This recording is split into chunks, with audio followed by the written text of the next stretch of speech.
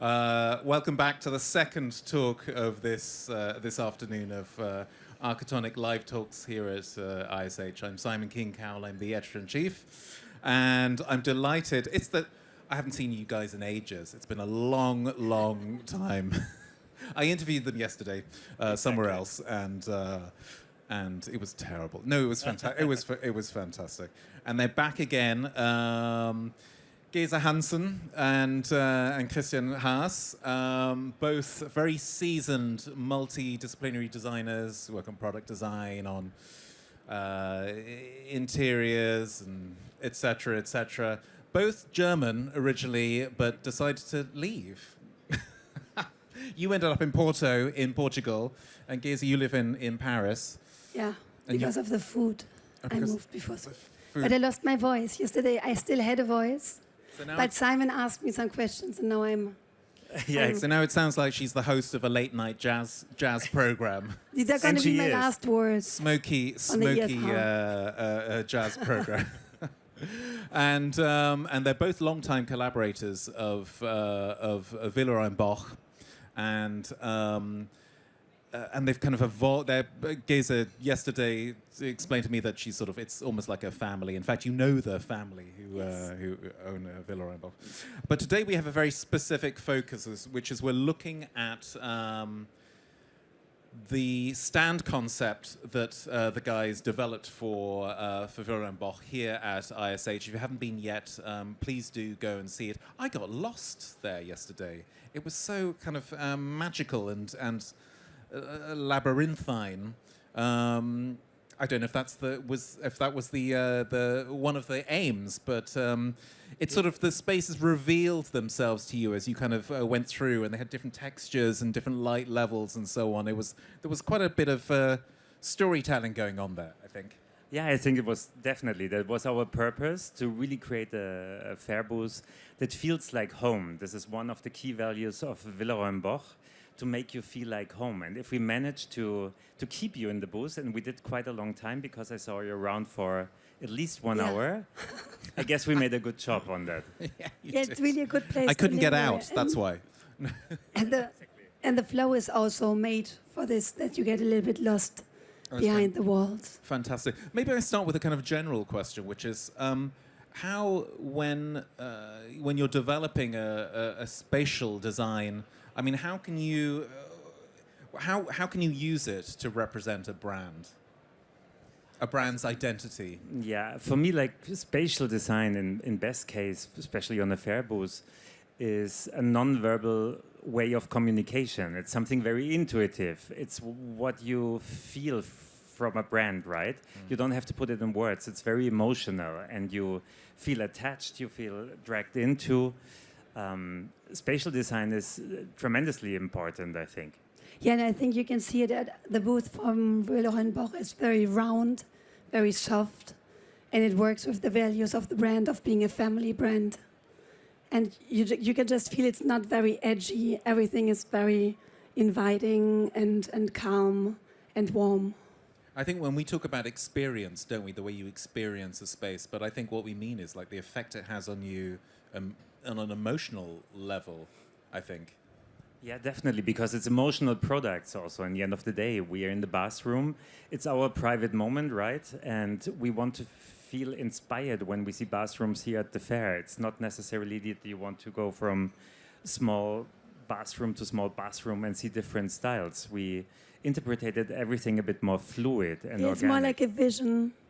And also we thought that, like in the age of social media, you see the room of a house everywhere, but the bathroom still remains kind of private and kind of like a comfort zone where you can retreat yourself.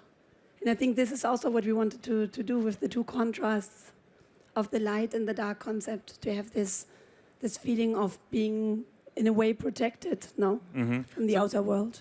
Let's start with the brief. What was the brief? What brief did Villeroy Boch give you? It was to find the family brand values again, and to create something that is a vision of a future home, in a way. And something that is also built with colors that can last in a lifetime, like not just fast-moving trends that will be over in a month, but to find a color language and a form language that you can imagine for the next, I would say, like 50 years. No, but I think it's also Villeroy Boch Group is showing two brands, right? It's Villeroy Boch and for the first time also Ideal Standard that is under the main roof, and it's a gigantic fair booth. It's half of the Festhalle as you saw it, and it was also something to showcase this togetherness, this new togetherness of these two brands, and we created a big plaza really in the center. Yeah, where you can really linger. People are lingering in our plaza. It's to celebrate togetherness also in this area and to show the heritage also of the brands and the core competences. Super. So that was the aim. You got the brief. Tell us a bit about the creative process. Oh, I loved this process. The creative process had to go very quick. We didn't have a lot of time. I mean, When did you get the brief? Was it in September, Yeah. maybe? Yeah. Oh, that's So But it I was a came to sporty You guys are timeline. mean. You guys are mean. Yeah, exactly. No, it was a very sporty timeline.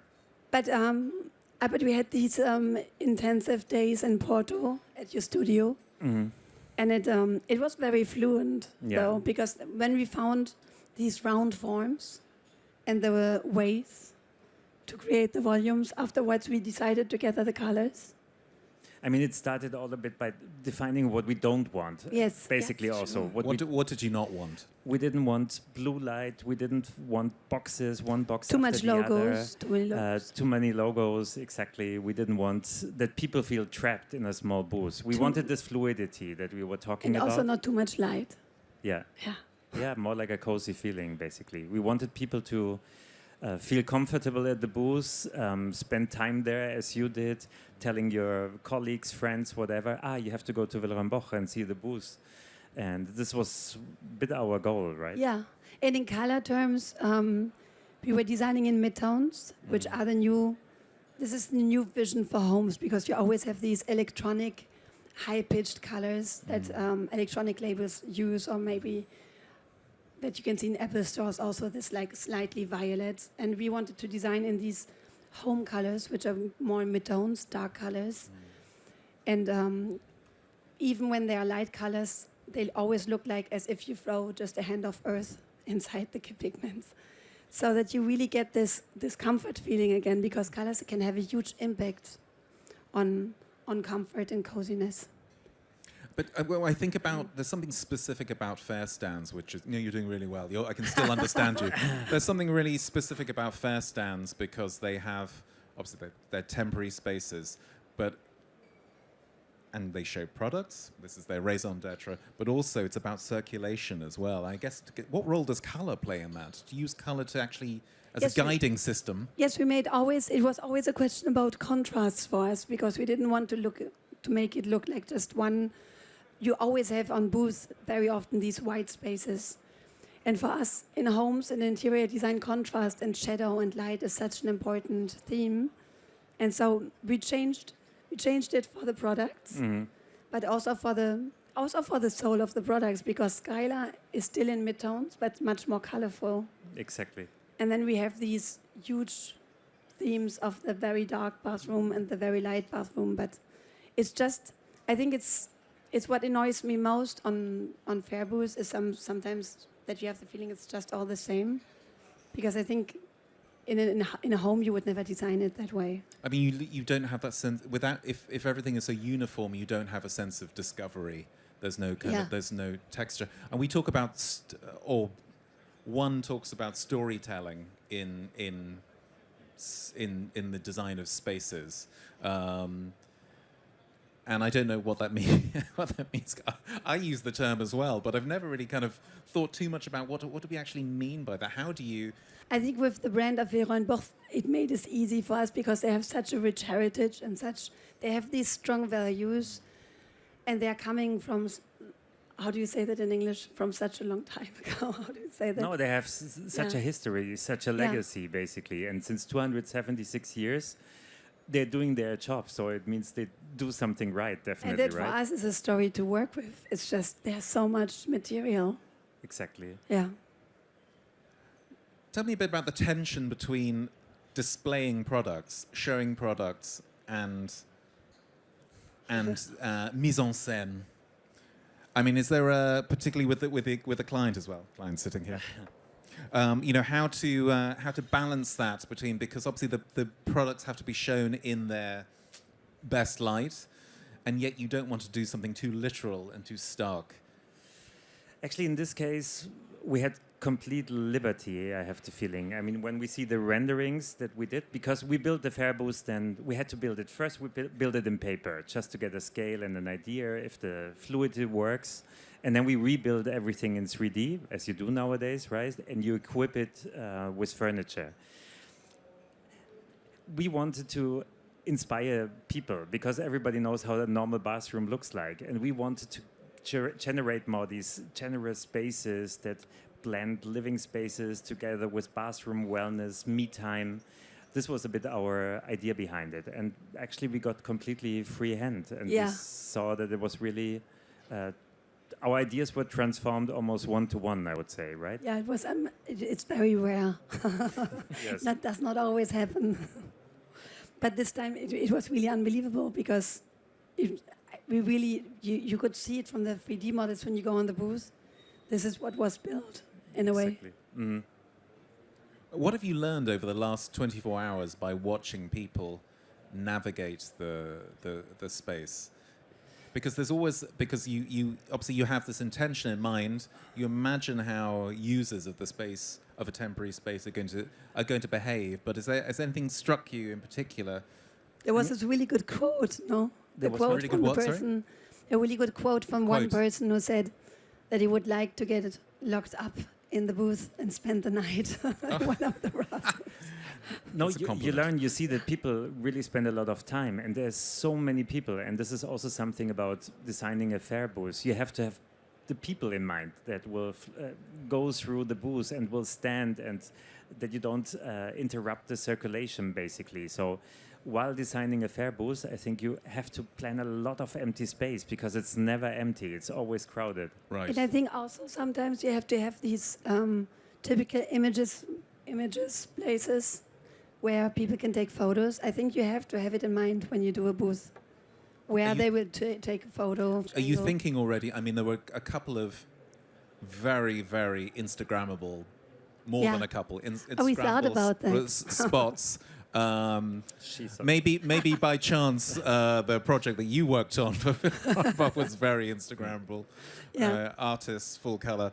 But I mean, you thinking of that in mind? You thinking about, okay, this is an analog space where it has to accommodate a lot of people, but that's only part of, that's only one channel. It's then dissemination in image terms across digital channels is also another purpose of this space.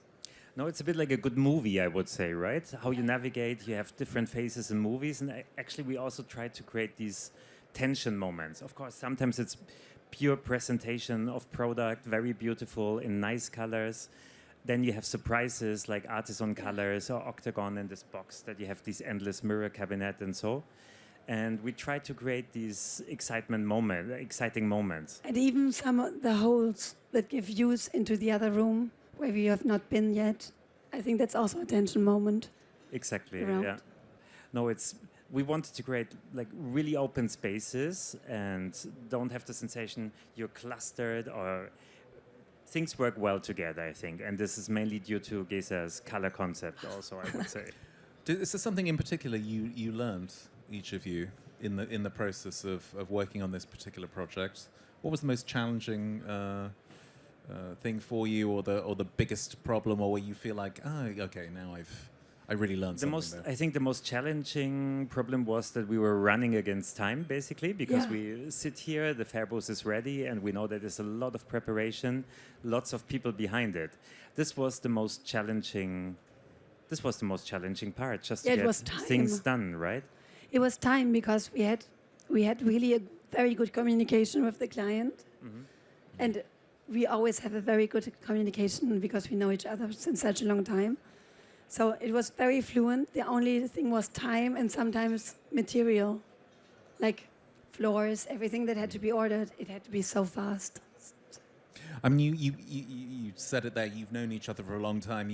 Each of you, both of you individually, have been a design collaborator of Villeroy Boch for many years, but you've known each other for a long time. You have a great energy together. Working on a joint project like this, is it very obvious from the start what the division of responsibilities is going to be? I'm going to be looking after this. I'll look after this. Or is there a bit of negotiation that has to happen? Now that is, since we have already been working together on project, I think we never said you will do this and I will do this. It was just naturally. Intuitive. Yeah, It comes a bit naturally. I was maybe a bit more responsible for the flow and the architectural part. And the architecture. I would say, right? And me more for the colors. I mean, we kind of know you're really good in forms. And I could have never imagined the flow like Christian. And I think I'm good with colors. He's also good with colors. But at least I have a good partner with a good taste. But I'm better. Yeah, exactly. Do you ever argue?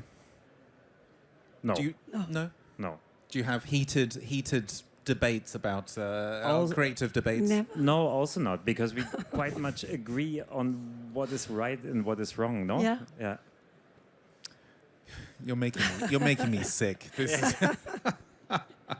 No, this is the advantage. It was really a pleasure that we got together again for this project, Yeah. and it was tough but smooth at the same time. I would Yeah. say more running against time, but we But were a really quite good time. clear what we should do. Yeah. Sven. I think you should give them even less time next year. See how they deliver.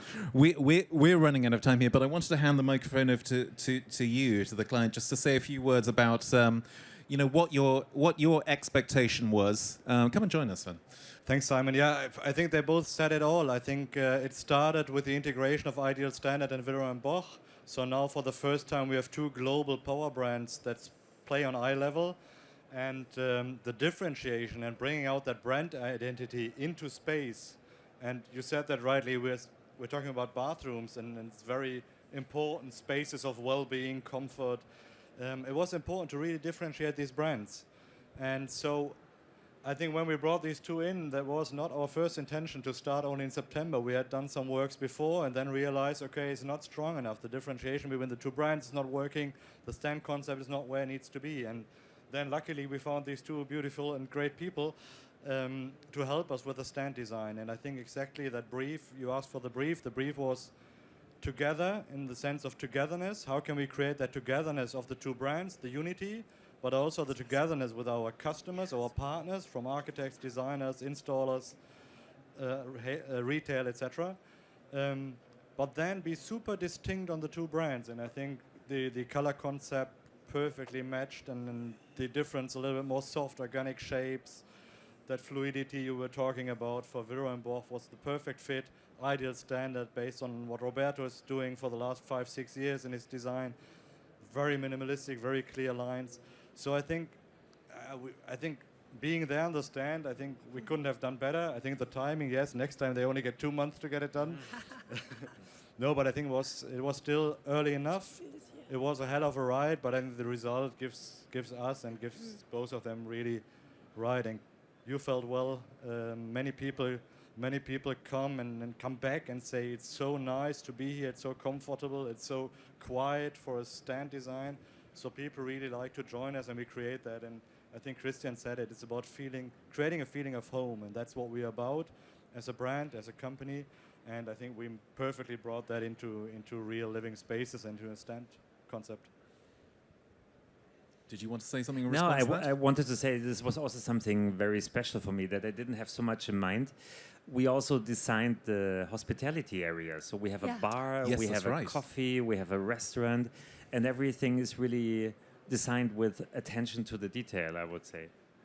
Absolutely. It's true. It's true. You have to stop by at the hospitality. And for all you spaces. design lovers, it's in Hall 2, which you haven't been to before, is the old Festhalle.